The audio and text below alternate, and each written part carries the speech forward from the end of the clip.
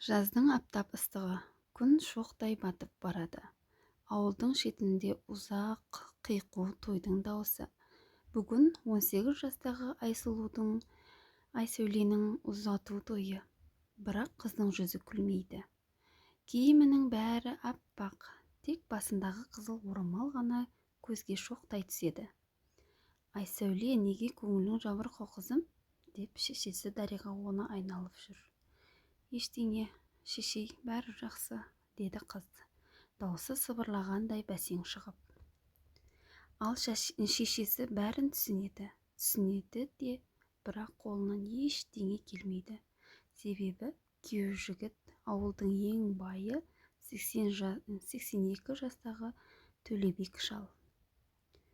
Төлебек кезінде соғыс көрген, 4 рет үйленген, 5 баласы, 10 немересі бар адам.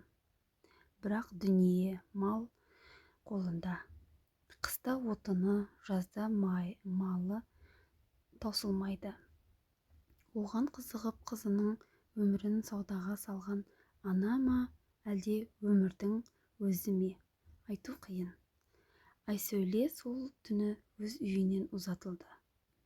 Жас жүрегі аттай тулап, көзіне жас толған тоқтар емес. Жолдасы көне уаздың ішінде жанында шал отыр. Төлебек оған қарап күліп қойды. Бүгіннен бастап менің жарымсың, Айсәуле. Ештеңеден қорықпа. Жарайды, деді қыз күлімдеп. Күндер өтті. Шалдың үйі кең, бірақ тынысы тар еді. Айсәуле күн сайын терезе алдында отырып, тауға қарайтын. Бірде есік қағылды. Кір, деді Төлебек. Есіктен жас жігіт енді. Ассалаумағалейкум, ата.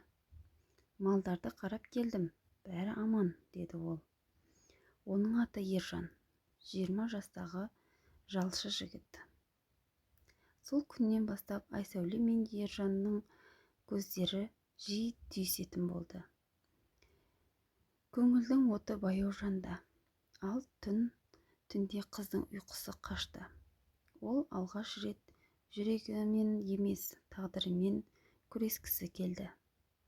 Бірақ бір күні Төлебек шал қатты сырқаттанып қалды. Айсәуле күн-түн қасында күтті. Сен мені күттің, қызым, деді шал көзін әзер ашып. Мен саған өмір бере алмадым, бірақ еркіндік берейін. Сол сөзінен кейін шал мәңгілікке көз жұмды. Бір айдан соң ауылдың іргесіндегі ескі жолмен бір қыз бен жігіт кетіп бара жатты. Айсәуле мен Ержан. Қыздың басында баяғы қызыл орамал. Енді ол қайғының емес, үміттің белгісі еді. Қайда барамыз, Ержан, деді қыз күлімдеп. Қай жақта өмір болса, сол жаққа, Айсәуле, деді жігіт. Жол ұзақ, бірақ бұл жол өз еркіммен таңдаған өмірдің жолы болатын.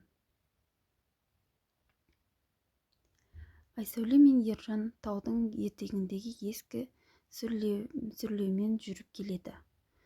Қыздың қолында кішкентай дорба, ішінде шешесінің берген орамалы мен кішкентай ғана айна.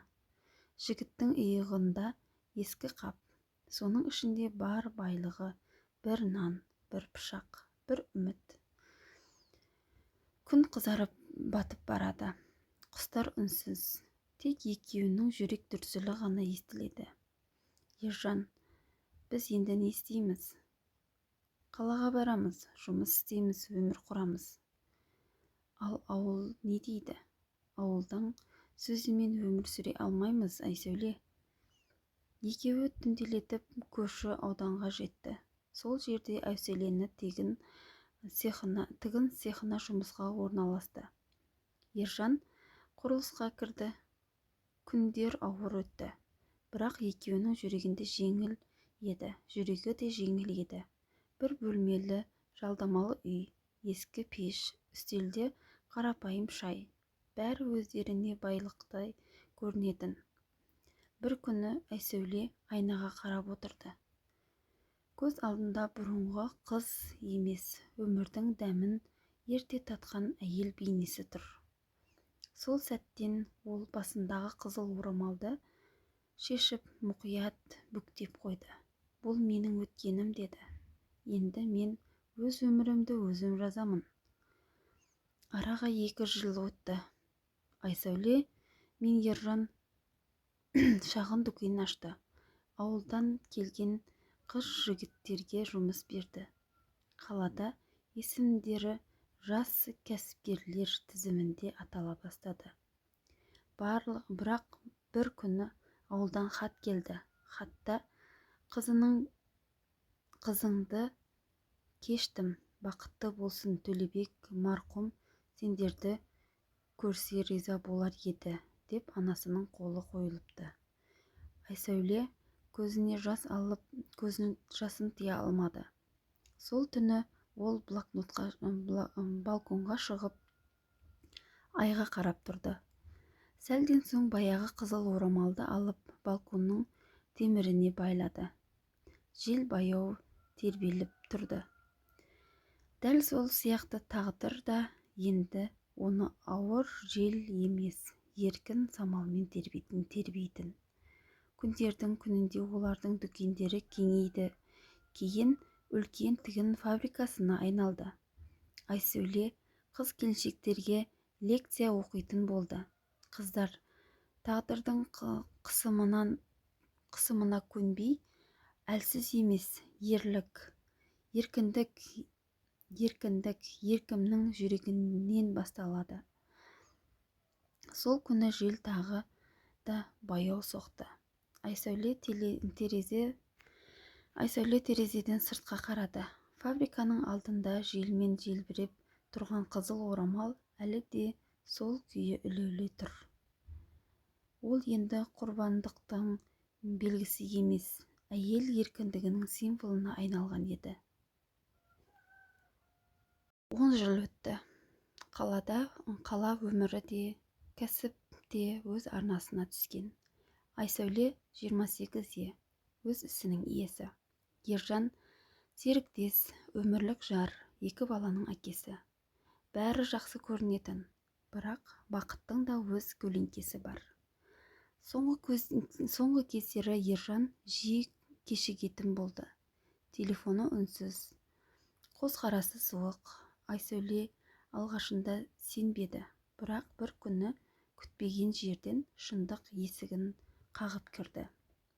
Фабрикадағы жаңа бухгалтер Аружан деген қыз, Ержанмен тым жиі бірге жүретін. Қыздар арасында сөз шықты.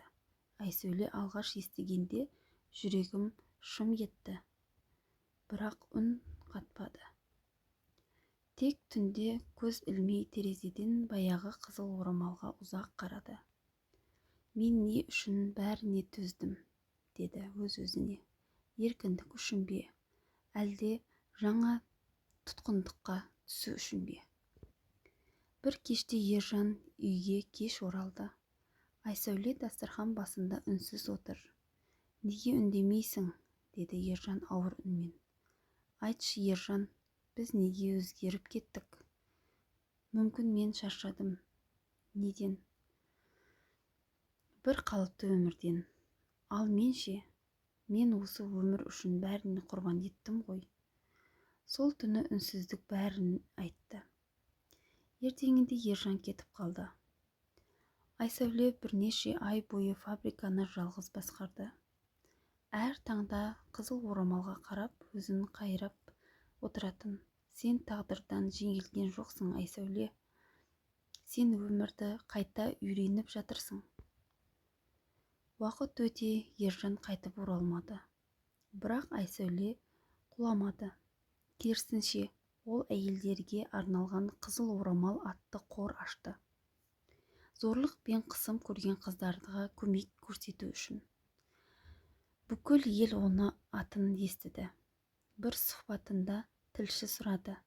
Сіздің символыңыз неге дәл қызыл орамал? Айсәуле жымиып жауап берді. Өйткені ол менің жарым да, жеңісім де. Күндердің бірінде фабрика алдында ақ сақалды бір шал келді. «Қызым, мен сенің әкеңнің досымын», деді ол. «Төлебек марқұмның атынан саған бір аманатым бар еді». Қыз аң-таң. «Қандай аманат?» Ол кісі көзі тірісінде сенің өміріңді сақтағанның мақтан етемін. Айсәулеге айттыңдар, мен оның бақытты боларына сенемін деп күткен. Айсәуле көз жасын тыя алмады. Артында желбіреп тұрған қызыл орамалға қарады. Жел баяу тербетіп тұрды. Енді ол жарадан туған жеңіс қыз тағдырының туы еді. Күн батарда Айсәуле балконға шықты. Күн шуағы қызыл орамалға түсіп, оны алтын түске бояды. Рахмет өмір. Енді ол күлімсіреді. Енді мен өз тағдырымды өзім жазамын. Бұл жай ғана матадан тігілген орамал емес, деді Айсәуле оларға. Бұл еркіндіктің, намыстың, төзімнің белгісі. Әркімнің өзі қызыл орамалы бар. Тек оны байлап тұратын жүрек керек. Қыздар үнсіз отырып тыңдап отыр. Олардың көзінде үміт бар. Бір кезде Айсәуленің көзі шетте тұрған кішкентай қызға түсті. 17 жастағы Әлия. Көзінде мұң бар еді. «Сенің атың кім, қарағым?» «Әлия, мені ата-анам ұзатпақ болған, бірақ мен қашып кеттім». «Жарайсың», деді Айсәуле. Қыз бала өз өмірінің иесі болуы тиіс. Сол сәтте Айсәуле өз жастығын көрді. Дәл сондай қорқыныш, дәл сондай үміт. Кешке кеңседе шыққанда сыртта жаңбыр жауып тұр. Айсәуле басына баяғы ескі орамалды жапты. Су тамшылары оның жүзіне тамды, бірақ ол күліп тұрды. «Төлебек, Ержан, анам, бәрі менің өмірімнің жолында болдыңдар», деді ол сыбырлап. «Мен ешкімге ренжімеймін, өйткені мен өмірдің өзінен сабақ алдым». Жол бойында бір жігіт күтіп тұр екен. «Айсәуле апай, мен сіздің қорда істеймін, Әлияның ағасымын». «Сәлем балам, не болды?» «Мен сізге рахмет айтайын деп келдім. Сіз сіңілімнің өмірін сақтадыңыз, ол сізге қатты ұқсайды». Айсәуле жымиып басындағы қызыл орамалды шешті де жігіттің қолына ұстатты. «Мынаны соған бер. Бұл енді менің емес, оның еркіндігінің белгісі». Күннің соңғы сәулесі қызыл орамалға түсіп, оны алтын нұрға бөледі. Жел оны көтеріп аспанға қарай алып кетті. Сол сәтте Айсәуле алғаш рет шын жеңілді сезінді. Бірақ бұл әлсіздік емес еді. Бұл жанның тыныштығы болатын. Арада тағы бірнеше жыл өтті. Айсәуле ауылға оралды. Төлебектің үйі бос. Ескі қақпасы сыңғырлап тұр. Ауланың түкпірінде кішкентай гүл өскен. Ол гүлдің түсі қызыл. Айсәуле тізерлеп отырып күлімдеді. «Мен сенің үйіңе енді қорықпай келдім, ата. Мен өз тағдырымды жеңдім».